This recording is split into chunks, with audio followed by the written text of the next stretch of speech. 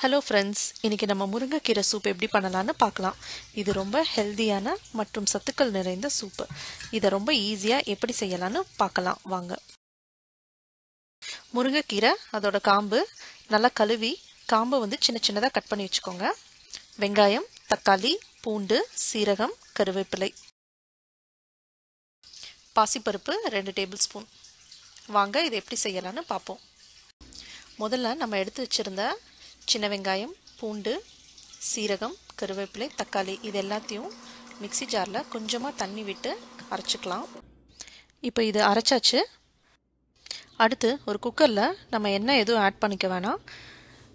எடுத்து வச்சுருந்த பாசிப்பருப்பு, கட் பண்ணி வச்சுருந்த முருங்கைக்கீரை அதோட காம்பு, அரைச்சி வச்சுருந்த பேஸ்ட்டு இது எல்லாத்தையும் சேர்த்து இதுக்கு தேவையான உப்பு, மஞ்சத்தூள்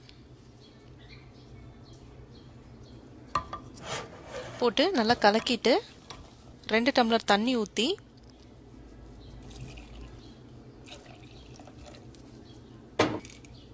நம்ம இதை ஒரு 7 விசிலுக்கு விட்டுற போகிறோம்.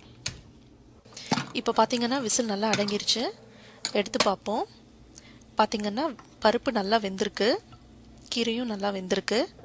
அடுத்து நம்ம என்ன பண்ண போகிறோம்னா, இது கூட 1 டம்ளர் தண்ணி ஊற்றி நல்லா கொதிக்க வைக்க போகிறோம். இந்த சூப்பை ஒரு 5 நிமிஷத்துக்கு நல்லா கொதிக்க வைக்க போகிறோம். முதலே நம்ம தண்ணி நிறைய ஊற்றிட்டோன்னா குக்கர் விசில் வரும்போது பொங்கும். அதுக்காக தான் இப்போ நம்ம சேர்த்துக்க போகிறோம். இப்போது நம்ம கொதிக்க வச்சுருந்த சூப்பை எடுத்து ஃபில்ட்ரு பண்ணிப்போம். இப்போ பார்த்திங்கன்னா தண்ணியெல்லாம் இறங்கிருச்சு. இன்னும் இதில் இருக்கிற சாரெல்லாம் நம்ம ஃபில்ட்ரு பண்ணுறதுக்கு நம்ம ஒரு கரண்டி வச்சு ப்ரெஸ் பண்ணோன்னா நல்லா சாரெல்லாம் இறங்கிரும். அவ்வளோதாங்க, சூப்பு ரெடி ஆயிடுச்சு. இங்கே நான் பெப்பர் ஆட் பண்ணியிருக்கேன், அது ஆப்ஷனல் தான், உங்களுக்கு வேணும்னா ஆட் பண்ணிக்கோங்க.